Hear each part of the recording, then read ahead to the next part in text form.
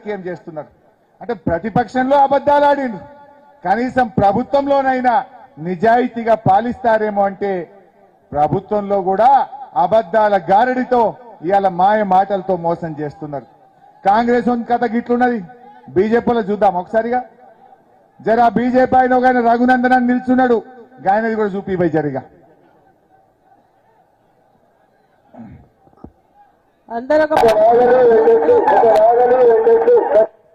ప్రతి రైతు కుటుంబానికి భారతీయ జనతా పార్టీ ప్రతి నిరుద్యోగికి ప్రతి నెల 2000 రూపాయలు వ్యక్తిగతంగా వ్యక్తిని మరించినందుకే ఇంప్లిమెంట్ చేసేటువంటి కార్యక్రమానికి మన దగ్గర స్పష్టమైనటువంటి ప్రణాళిక ఉందని చెప్పి మీకు అందరూ కూడా తెలియజేస్తున్నారు. భారతీయ జనతా పార్టీని గెలిపిస్తే మీరు గెలిపించిన 6 నెలలలో కేంద్ర మంత్రి తీసుకొచ్చి దుబ్బారెడ్డి క్రిస్టియన్ పార్క్ మంజూరు చేస్తామని చెప్పి ఈ సందర్భంగా ఏమన్నాడే దుబ్బాకలాగా రామలింగన్న 10 నిమిషాలు కూర్చోవాల్సిందిగా కోరుతా ఉన్నా. దుబ్బాకలో రామలింగన్న బై ఎలక్షన్ వస్తే ఈయన నిలబడ్డాడు. ఆడేం చేసిండు, నన్ను గెలిపిండి ప్రతి రైతుకు 2 ఎడ్లు ఒక బండి కొనిస్తా అన్నాడు, ప్రతి నిరుద్యోగ యువకుడికి నా సొంతం 2000 ఇస్తా అన్నాడు, రైలు తెస్తా అన్నాడు, టెక్స్టైల్ పార్క్ తెస్తా అన్నాడు. రేవంత్ రెడ్డి చెప్పినట్టు ఈయన కూడా మస్తు చెప్పిండు. అయితే పాపం ప్రజలు నమ్మి దుబ్బాకల ఓట్లేసిండు. 4 ఏళ్ల తర్వాత మొన్న ఎలక్షన్ వచ్చింది. మళ్ళా బిడ్డ నువ్వు గన్ని చెప్పి మమ్మల్ని మోసం చేస్తావా అని దుబ్బాక ప్రజలు మడత పెట్టి ఉతికిరు కదా అంటే 54,000 ఓట్లతో ఓడిపోయింది. మొన్న కొత్త ప్రభాకర్ రెడ్డిని 54,000 ఓట్లతో గెలిపించిండు. మరి ఒక్కసారి దుబ్బాకోళ్ళని మోసం చేసిన రేపు నరసాపురంలో చేయడా? మరి అసంటోళ్ళకి వేసి మోసపోదామా? దయచేసి ఆలోచన చేయండి.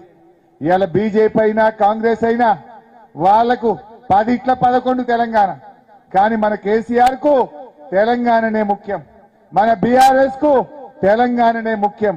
అందువల్ల దయచేసి ఈ ఎన్నికల్లో మనందరం కూడా గొంతు ఎత్తి పార్లమెంట్ లో మాట్లాడేటువంటి మన వెంకట్రామరెడ్డి గారిని గెలిపించుకుందాం. ఈ బీజేపీ కాంగ్రెస్ లు తెలంగాణ గొంతు విసుకుతాయి తప్ప ఏ రోజు కూడా గొంతు ఎత్తేటువంటి వాళ్ళు కాదు. అందుకోసం మనందరం కూడా ఒక్క నెల రోజులు కష్టపడండి, ఒక నెల రోజులు దయచేసి వెంకట్రామరెడ్డి గారి కోసం కష్టపడండి. మేము 5 ఏళ్లు సునీతమ్మ గారు, వెంకట్రామరెడ్డి గారు, నేను, మేమందరం కూడా మీకోసం పోరాడతాం, మిమ్మల్ని కష్ట సుఖాల్లో కాపాడుకుంటాం. అదేవిధంగా మన వెంకట్రామరెడ్డి గారు 100 కోట్ల రూపాయలతో మన కార్యకర్తల పిల్లల్ని చదివించడానికి విద్యానిధిని తన ట్రస్ట్ ఆధ్వర్యంలో ఏర్పాటు చేస్తా ఉన్నారు. మీ పిల్లలు ఏదైనా పెద్ద చదువులు చదవాలంటే తన సొంత డబ్బులతో ఒక ట్రస్ట్ ఏర్పాటు చేసి పిల్లల్ని చదివిస్తా అంటుండు. కాన్స్టిట్యున్సీకి ఒక ఫంక్షన్ హాల్ కట్టి ₹1 ఫంక్షన్ హాల్ ఇస్తా కార్యకర్తల పిల్లల పెళ్లిళ్లకు అంటున్నాడు. ఇంకోటి ఏంటంటే ఆయన గురించి నాకు బాగా తెలుసు. గతంలో సంగారెడ్డిలో జాయింట్ కలెక్టర్ ఉన్నప్పుడు దుబ్బాకలో ఒక చేనేత కార్మికుల కుటుంబాలు తల్లి తండ్రి చనిపోతే పిల్లలు దరఖాస్తు తీయడానికి పోతే ఆ పిల్లల్ని దత్తత తీసుకొని పిల్లల్ని చదివించి ఉద్యోగం ఇప్పించి ఇవాళ దగ్గరుండి సొంత పిల్లల్లాగా పెళ్లి చేసే కార్యక్రమం కూడా చేస్తా ఉన్నారు. మా సిద్దిపేటలో ఒక హమాలి రైస్ మిల్ లో పనిచేసే హమాలి బిడ్డకు డాక్టర్ సీట్ వస్తే హమాలి పోయి ఆయన దరఖాస్తు ఇచ్చి దండం పెడితే ఆ అమ్మాయిని దత్తత తీసుకొని ఆ అమ్మాయిని ఇలా డాక్టర్ చదివించినటువంటి గుణం ఆయనకున్నది. ఇంకా అట్లా చాలా ఉన్నాయి. ఆయన దగ్గర పనిచేసే బాబు అనే ఒక అటెండర్ మొన్న యాక్సిడెంట్ అయి చావు బతుకుల్లో ఉండే యశోద హాస్పిటల్ చేర్పించి మొత్తం డబ్బులు ఇచ్చి ఆయనను బతికించడం కోసం ప్రయత్నం చేసి వెంకటేశ్వర స్వామికి మొక్కిండు.